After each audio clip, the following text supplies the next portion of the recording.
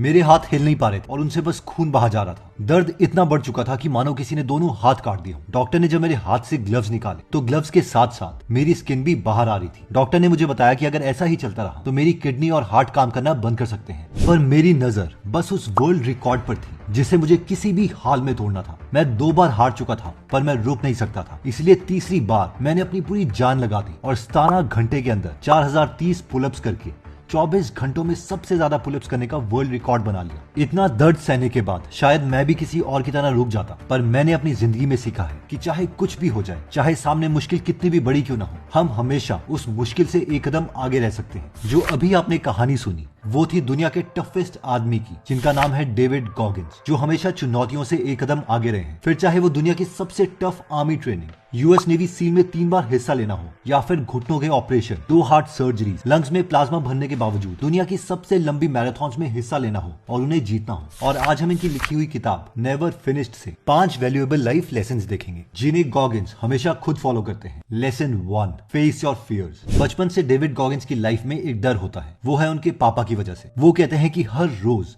मुझे मेरी माँ और मेरे भाई को डैड मारा करते थे। कभी कभी तो मार की वजह से उनके बॉडी से खून निकलने लगता था और उसमें निशान पड़ जाते थे। 10 साल की उम्र में मैंने अपनी माँ और अपने भाई के साथ अपने पापा को छोड़ दिया और जाते वक्त उन्होंने मेरी माँ को बोला कि तू एक प्रोस्टिट्यूट बनेगी और तेरा ये बेटा एक गैंगस्टर।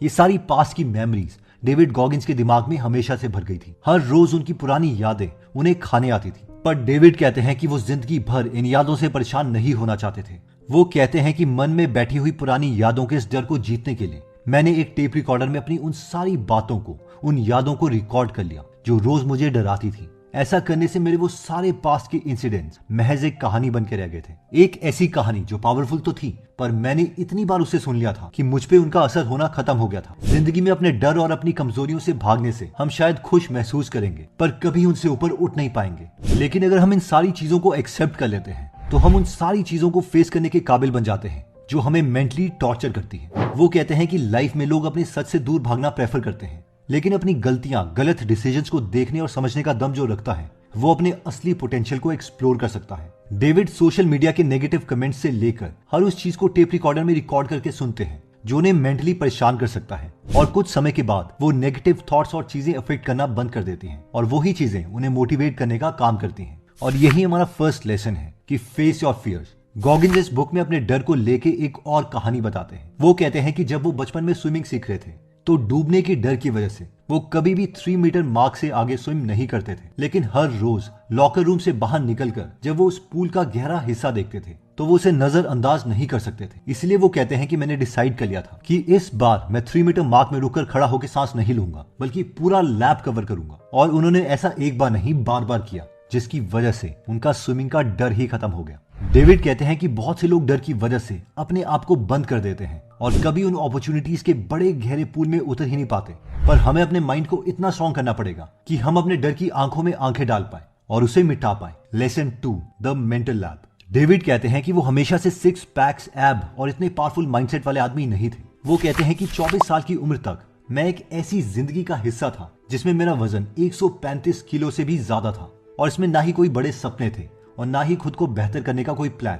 मैं बस रोज रेस्टोरेंट में जाके कीड़े और कॉकरोचेस मारने का काम करता था। डेविड कहते हैं कि मैं भी उस दुनिया का हिस्सा था जो हमेशा से बहाने ढूंढते हैं। वो कहते हैं कि दुनिया में बहुत से लोग हर पल नए सपने देखते हैं, पर हल्की सी मुश्किल आने पर उन सपनों को छोड़ देते हैं। मुझे खुद को बेहतर करना था। मैं 135 किलो का जिंदगी भर नहीं रहना चाहता था।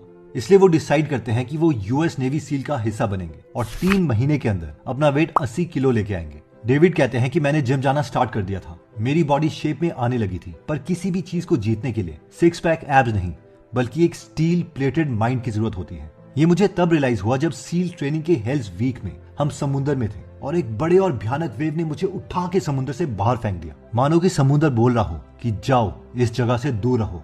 पिछली बार हेल्स वीक में मुझे निमोनिया भी हो गया था और इस दफा उसी वजह से मुझे आज समुद्र में सांस भी नहीं आ रही थी। पर मुझे पता था अगर मैं यहाँ कमजोर पड़ गया तो आगे कुछ नहीं कर पाऊंगा। मेरे हाथ पैर ठंडे पड़ गए थे, मेरे साथ साथ मेरे क्रूमेट्स भी कांपने लगे थे। पर मुझे सील बनने से पहले कहीं नहीं रुकना था। वो कहते हैं कि हम जब भी मुश्किलों में होते हैं हमें बस लगता है कि जल्द से जल्द ये सारी चीजें खत्म हो जाए और मेरी जिंदगी दोबारा से वापस बेटर हो जाए, और यही निशानी है कमजोर पड़ने की। डेविड सील ट्रेनिंग क्वालिफाई कर पाए क्योंकि वो एक कॉन्सेप्ट को फॉलो करते हैं जिसे वो कहते हैं मेंटल लैब। इसी मेंटल लैब की वजह से वो हेल्स वीक का 3 बार हिस्सा बन पाए। मेंटल लैब को हम एक बड़ा बबल समझ सकते हैं जिसके अंदर सिर्फ हम हैं और उसमें कोई नेगेटिविटी या कोई नेगेटिव थॉट हम आने नहीं देंगे। इस मेंटल लैब के अंदर हम अपने को मेंटली इस तरीके से स्ट्रांग बना सकते हैं जिससे बाहरी दुनिया की कोई भी सिचुएशन हमारे इस मेंटल बबल को तोड़ ना पाए। जब भी हम कमजोर पड़ने लगे और हमें लगे कि हमें अपने सपनों को छोड़ देना चाहिए, हम अपने मेंटल लैब में जा सकते हैं। हम खुद को ये बोल सकते हैं कि हम इस लड़ाई से बहुत बड़े हैं और बहुत स्ट्रांग हैं। Lesson 3, believe in your idea. 2018 में डेविड गॉगिंस अपनी best selling book can't hurt me publish करते हैं, पर इस बुक की पब्लिश होने की जर्नी उतनी आसान नहीं थी जितनी बड़ी इसकी सक्सेस थी। इस किताब को वो बहुत से पब्लिशिंग हाउसेस के पास लेके जाते हैं, पर वो सारे ही पब्लिशिंग हाउसेस उन्हें मना कर देते हैं, जिनमें से एक थे ईडी विक्टर, जो कि लिटरेरी दुनिया के एक लेजेंड माने जाते हैं। ईडी विक्टर उन्हें ये कह के मना कर देते हैं कि उनको गॉगिंस की किताब में इतनी क्षमता नहीं लग रही है जिससे वो एक बेस्ट सेलर बन सके और एक अच्छा प्रॉफिट कमा सके। और जब इतना बड़ा दिग्गज हमारे आइडियाज को वीक बताता है तो जाहिर सी बात है किसी का भी कॉन्फिडेंस गिर सकता है। पर गॉगिंस कॉन्फिडेंट थे अपनी किताब को लेके और लगातार ढूंढने के बाद गॉगिंस को एक जगह फाइनली उनकी बुक एक एजेंट एक्सेप्ट कर लेता है और सामने से 2.5 करोड़ रुपए एडवांस पेमेंट का ऑफर भी देता है। गॉगिंस बहुत खुश होते हैं, पर कुछ टाइम के बाद उन्हें लगता है कि उन्हें अपनी कहानी को उन्हें खुद अपने सारे राइट्स के साथ पब्लिश करना चाहिए, क्योंकि उस बुक में उन्होंने अपनी पूरी लाइफ जर्नी के बारे में बताया था जिसके पीछे उन्होंने बहुत सा खून और पसीना बहाया है। बहुत सोचने के बाद वो ये डील कैंसिल कर देते हैं, जिस वजह से पब्लिशर गुस्से में आके उन्हें ये तक कह देता है कि तेरी 10,000 कॉपीज भी नहीं बिकेगी। पर डेविड रुकते नहीं है और उनके पास जितने भी पैसे होते हैं उसका 90% पैसा वो इस चीज में खर्च कर देते हैं। ये काफी बड़ा रिस्क होता है।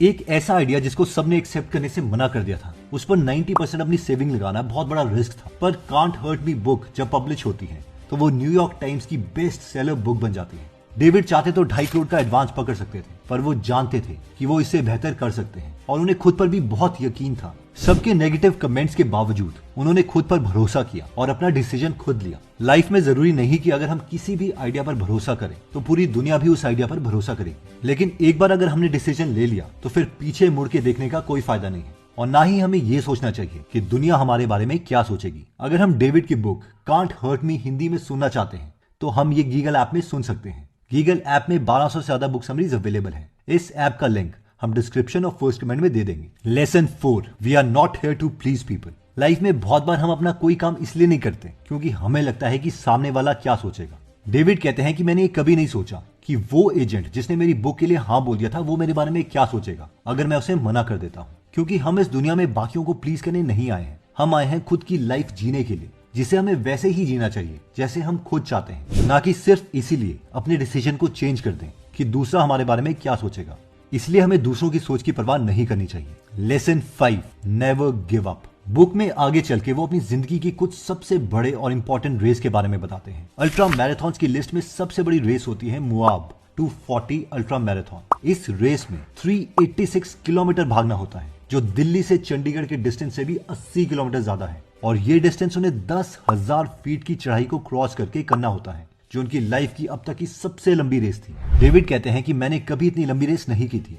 मैं इस चीज से डर भी रहा था, पर उस डर को दूर रख के मैंने रेस में पार्ट लिया था। मैंने ज्यादा ट्रेनिंग भी नहीं ली थी क्योंकि रेस से 6 हफ्ते पहले मेरा routine travel public speaking event से भरा हुआ था। और तो और रेस से पहले मेरे घुटने में बहुत दर्द भी होता है। वो दर्द इतना बढ़ जाता है कि उससे पहले मैं कभी चल भी नहीं पा रहा था। और मैं आपको बता देता हूं कि डेविड की ऑलरेडी 2 हार्ट सर्जरीज हो चुकी थी। और यही नहीं, इसके साथ साथ वो थायराइड के भी पेशेंट बन चुके थे। अब चलते हैं रेस के दिन। रेस शुरू होती है और गॉगिंस बताते हैं कि कुछ टाइम के बाद जब मैं ऊंचाई पे पहुंचा तो मुझे लगने लगा कि मेरे हाथ ठंडे पड़ने लगे हैं। मैं अपने इलेक्ट्रिक ग्लव्स अपने क्रू के पास ही छोड़ आया था, ये सोचकर कि धूप में ठंड कैसे हो सकती है। पर जैसे जैसे हाइट बढ़ती है सूरज डूबने लगता है और ठंड इंक्रीज हो जाती है। मेरे हाथ अगले क्रू स्टॉप तक पहुंचने से पहले ही सुन्न हो चुके थे। वो इतने ठंडे पड़ चुके थे कि मैं अपने हाथों को हिला भी नहीं पा रहा था। यहाँ तक कि मेरी पूरी स्किन सफेद पड़ गई थी। ये इसीलिए हो रहा था क्योंकि गॉगिंस रेनॉल्ड्स फिनोमेना के शिकार होते हैं, जिसमें एक्सट्रीम ठंड की वजह से शरीर के कुछ पार्ट्स जैसे कि उंगलियां और कानों में खून पहुंचना बंद हो जाता है। बहुत ही मुश्किल से मुझे ग्लव पहनाए जाते हैं, जिसके बाद मैं वापस भागना शुरू कर देता हूँ। पर इस बार मैं 16 किलोमीटर गलत डायरेक्शन में चला गया था। वो दोबारा से 16 किलोमीटर वापस आते हैं और अगेन रेस भागना स्टार्ट करते हैं। पर डेविड कहते हैं कि अगले स्टॉप में पहुंचते ही मेरी तबीयत इतनी खराब हो चुकी थी कि मैं दवाई लेता हूं और डिसाइड करता हूं कि कुछ घंटे मुझे रेस्ट करना चाहिए। रेस्ट करने के बाद वो दोबारा से रेस में भागने का सोचते हैं, पर डेविड कहते हैं कि मेरे पैर इतने जम गए थे कि भागना तो दूर, मैं चल भी नहीं पा रहा था। मैं दोबारा से अपने मेंटल लैब के कॉन्सेप्ट को यूज करता हूँ और अपनी रेस क्विट नहीं करता। 160 किलोमीटर कवर करने के बाद मेरी तबीयत और बिगड़ जाती है और धीरे धीरे सांस आना बंद हो जाता है। पर मुझे जीत के अलावा कुछ भी नहीं दिखाई दे रहा था और मैं दौड़ता रहता हूँ। पर कुछ समय के बाद मेरी हालत इतनी खराब हो जाती है कि मुझे हॉस्पिटल ले जाया जाता है और पता चलता है कि मुझे हाई ऑल्टीट्यूड पल्मोनरी इडीमा हो गया है। ये एक ऐसी बीमारी होती है जिसमें लंग्स में प्लाज्मा और खून भर जाता है। हॉस्पिटल से मुझे कुछ घंटों में डिस्चार्ज कर दिया था। हॉस्पिटल में बैठे हुए भी मुझे बस एक ही ख्याल आ रहा था कि मुझे रेस कंप्लीट करनी है। इतना कुछ होने के बाद अगर कोई नॉर्मल इंसान होता तो वो सोचता कि अब मैं एक लंबी छुट्टी लेना चाहता हूँ, अपने परिवार के साथ कुछ टाइम बिताना चाहता हूँ। पर डेविड गॉगिंस कुछ अलग मिट्टी के बने थे। वो बताते हैं कि रात के 3 बजे मैं बस करवटें बदल रहा था क्योंकि मुझे नींद नहीं आ रही थी, ये सोच के कि मुझे रेस कंप्लीट करनी है। वो अपनी वाइफ से पूछते हैं कि रेस कंप्लीट होने में कितना टाइम बचा है। जब उन्हें पता चलता है कि रेस कंप्लीट करने के लिए 15 घंटे बचे हैं तो वो खुद को तैयार करते हैं और फिर से दौड़ना स्टार्ट करते हैं और रेस को कंप्लीट करते हैं। लेकिन गॉगिंस अपनी परफॉर्मेंस से खुश नहीं थे, इसलिए वो अगले साल 2020 में फिर से इस रेस में हिस्सा लेते हैं और सेकंड पोजीशन ग्रैब करते हैं। डेविड गॉगिंस की सिर्फ यही कहानी नहीं है। जब उन्होंने हार की आंख में देख के उसे जीत तक घसीटा ना हो। एक टाइम ऐसा भी था जब उनके घुटने उन्हें इतनी ज्यादा दिक्कत देने लगे थे कि उन्हें हाई टिबियल ऑस्टियोटॉमी सर्जरी करवानी पड़ गई थी। इस सर्जरी में बोन को काटना पड़ता है और नॉर्मल लोग इस सर्जरी के बाद 3-4 महीने तक ठीक से चल भी नहीं पाते। दौड़ना तो बहुत दूर की बात है।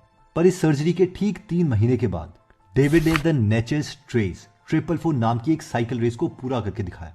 वो कहते हैं कि कमजोर लोग बहाने मारते हैं कि उनके जीवन में परेशानियां आ रही है, किसी भी सपने को पूरा करने से पहले ही वो उसे छोड़ देते हैं। डेविड गॉगिंस के पास तो वो हर एक रीजन था जिसके सामने दुनिया के बहुत से लोग घुटने टेक देते और हार मान जाते, पर उन्होंने कभी भी खुद को रुकने नहीं दिया। इस दुनिया के किसी चट्टान, रेस ट्रैक या सर्जरी में इतना दम नहीं था कि डेविड गॉगिंस के मजबूत इरादों को हिला सके। हम सबकी लाइफ में बहुत बार ऐसे चैलेंजेस आते हैं जिसमें हमारा शरीर और पूरी दुनिया हमें कहती है कि हम वहीं पे क्विट कर दें। पर वही वक्त होता है जब हमें डिसाइड करना होता है कि हम उस चुनौती को पार करेंगे या फिर हार मान लेंगे। नेवर फिनिश्ड एक कहानी है एक इवोल्यूशन की, कि कैसे वो लड़का जो हमेशा से अपनी पुरानी यादों से डरता था और जिसकी जिंदगी में कोई बड़े सपने नहीं थे, कोई मकसद नहीं था, वो अपनी सिर्फ मेंटल स्ट्रेंथ और बिलीफ की वजह से दुनिया का टफेस्ट मैन अलाइव कहा जाता है। आई होप हम भी इन 5 लेसन्स को अपनी लाइफ में उतारेंगे और अपनी लाइफ को बहुत इंप्रूव